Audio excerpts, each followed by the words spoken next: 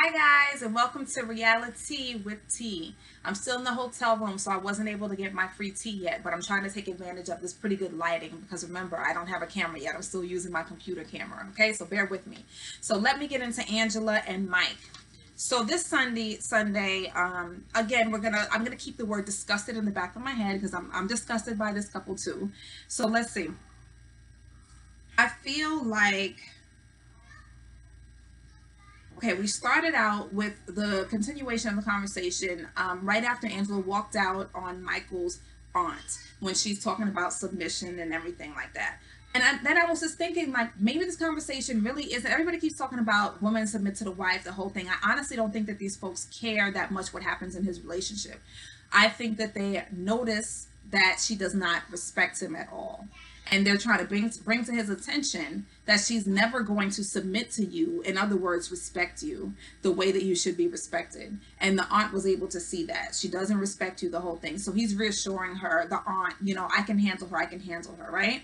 So he gets back to the house and she's just going off, you know what I mean? She says that he lies, you don't stand up to your aunt for me. Angela feels like Michael plays both sides of the fence, and he probably does. You're telling your family I'm going to submit to you, and you know that I won't, and you're telling me that we're going to live a 50-50 relationship, and you're completely fine with me not submitting to you when we get to America. And he probably is, because he wants his family, he's trying to reassure his family that he's going to be okay, and that he is going to demand respect, his wife is going to respect him, and maybe have them think in the back of their head that she is playing more of a traditional role of a Nigerian wife. This is so that he can get their blessing and he can come to America. Now to Angela, he's saying 50-50, he's saying whatever she wants to hear, because again, he's trying to get over here to the United States. So of course he's playing both sides of the fence. But she's so upset because this is the first time I think that she's seen him, kind of say it and feel, and she felt like, okay, well, I want to know who is this I'm really getting married to? Is this what you're going to expect of me? Because this will never be me. So I have to give her, I respect her a little bit, because from the beginning she said, this is who I am. I'm never changing who I am. I'm never going to be that person you want me to be. I think that the person she has in her head is, when they say submit to, is extreme. Somehow, I don't know if it came up, but I guess her thing was, if you make me mad, no, I'm not going to bend over for you. I'm not going to go cook for you. I'm not going to do this and that. If you make me upset, I'm going to be upset at you, and I'm going to treat you as such. I'm not going to act like you can't do any wrong. You're not going to have me in a situation where you're like the God and then I don't get to speak up, or, kind of make sure that you respect me and stand up for myself. So, so she says, it's not your aunt's business. And I agree, it's not really her business, right? She says, I am who I am. You take it or leave it. Okay, good job. She says, something about like I talk loud, I'm abrasive, I'm this and that. That's my culture. And then I'm like, okay, hold on a second, because not all folks from the U.S. are loud and abrasive and completely, just ridiculous the way that she is. You know what I mean? So like, that's not our culture. Maybe women in the United States, maybe most of us do not submit in the way that she has in her mind. Maybe we are outspoken, we stand up, we're a little bit more independent, we have more 50-50 relationships because we're working, we're doing other things in the workforce. But that doesn't mean that we are loud, abrasive, disrespectful, unable to control our tempers, unable to control our hands, unable to control what comes out of our mouth. Everything that Angela is, guess what? In reality, I am not. So I don't know who she's talking about. That's my culture, because I'm not a part of that culture. But maybe she's right. Maybe wherever she is in Hazelhurst, Florida, and I don't mean to offend anybody, I've never been there. Maybe that's how they act there, but I'm not a part of that culture. So I'm hoping that Michael and whoever else is watching that doesn't think that that's how all Americans are, because we are not. Okay. So she tells him, you can get your ass out, go back to your mom, the whole thing. He finally stands up for himself. Don't talk to me like that. And she says, you can't make me, over and over and over again in his face. Make me. You can't make me. You can't make me. Da, da, da, da. Right? You're going to get your ass whipped. And hands all in his face. And then he says, put your hands down. Put your hands down. Because now he's provoking her. She's provoking him, right? And so she keeps saying, make me, provoking him, right? And he is showing he's being very respectful, and he's sitting. He didn't storm out. He didn't start yelling back at her. He was upset. He was standing up for himself, but he didn't respond. But I feel like she wanted to get him to respond, and she doesn't have any effective way to communicate her needs, her wants, her feelings. The only thing she does, she'll go from 0 to 100. The only way she knows how to communicate when she is angry is to yell and scream and even provoke some sort of a reaction out of Michael, right? So, make me, taunting him. She calls him a little boy. She says, sorry, I dropped my notes.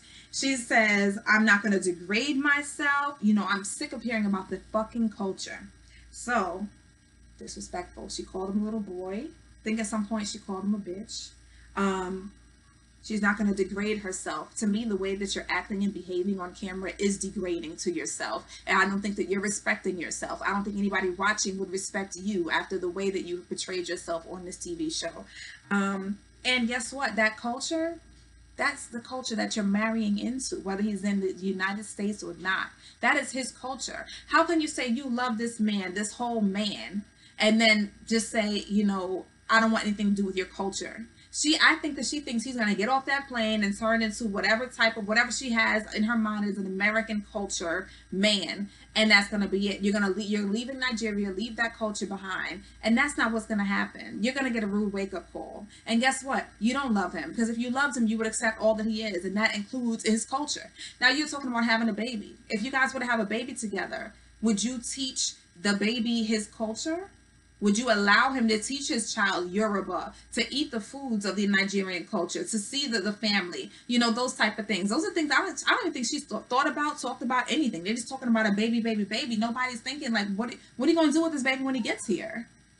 I have seen, you see people who adopt kids from Africa, for example, or Asia over here in the United States, and they take several trips. They make sure that they cook the foods from this child's culture so that they don't lose that connection to their culture. But she has said more than one time, fuck this culture. I don't want to hear about the damn culture. So to me, everything that she said, the way she's called him a little boy, the way she's disrespected him, the name she's calling him, when you start calling the guy, your man, a little boy, not respecting him, to me, you can't come back from that. And especially since you're putting that out in not the energy in the universe and on national TV, where everybody else in the world is able to see you disrespect your man and degrade him and belittle him to that point. I don't think you're ever going to have respect for him. And he needs to understand that she will never have respect for you. And this is how she's going to be treating you for the rest of your time together. I don't think he plans to be with her that long after he gets his green card, but this is how it's going to be.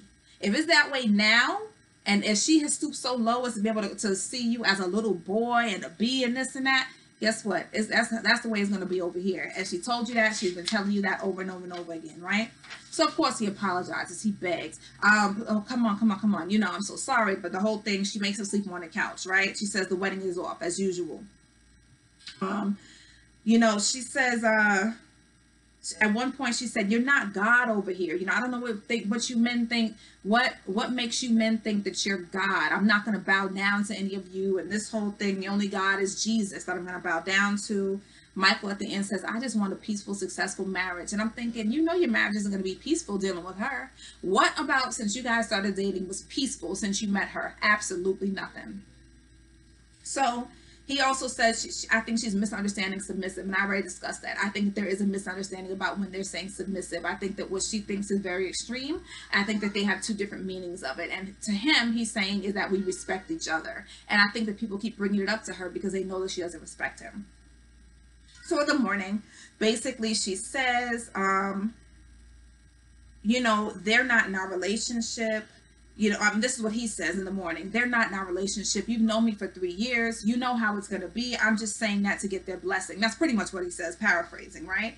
And so she says, okay, so now she wants to speak to his mother. She says that the mother is the only one she respects as far as their relationship. So she wants his mother to come over. So his brother brings over the mother, and Angela has hired a Yoruba translator to come and sit in so that she makes sure that everything translated to and from her to the mom is translated without bias and clearly. So the woman comes in and, they're waiting for the brother and mother to arrive. And she says, okay, you look at me. You don't look at him. I hired you. You look at me. It's more than you hired her. You're jealous as hell because she's a young woman. And you're also disrespectful as hell. That's ridiculous. She can't look. There are two people sitting in front of her, and she can't look at him. My thing is, I just feel like she looks at everybody in Nigeria as beneath her, as like she's a slave and they're one of her servants, and I don't like it. So she talks to she asked the mom if it's okay if they have a 50-50 relationship. I'm not ever going to submit to him. Are you fine? So of course the mother says that's fine as long as you guys respect each other. But basically Michael's going to make his own choice. If he says he's happy, what can I do? There's nothing the mother can say to stop him from marrying her when it comes down to it. She might not like it, but she knows that boy want to get to the United States for whatever reason. So as a mother, she can't stop it, right? He's a 30-year-old man. So then she says to Michael, okay, see the woman out. Thank you. That's it. And to me, again, it was just like the way she speaks is that Michael is beneath her. This girl is beneath her. Okay, walk her out. Like, it's like, why are you giving him orders like that? Why didn't you stand up and walk her out? I didn't like the way she said it. But either way, the mother, then Angie brought up the part that to the mother, like, what if I can never have kids? Would you still give our marriage a blessing? And the mother says she's fine with it. And then that's that. At one point, the brother did speak up because they discussed that they were at the dinner the night before with the aunts, and the brother said, "Well, how did you feel about her interfering in your relationship like that?" And Angela said, "I didn't like it because it's none of her business." So that was that conversation. Please join me as I cover the other couples, 90 Day Fiance, Happily Ever After. Thank you for joining Reality with T. Please leave me some comments. I'm trying to go through it quickly because there was so much that happened in these episodes. But leave me some comments, like and subscribe, and I will see you next time. Thank you. Bye-bye.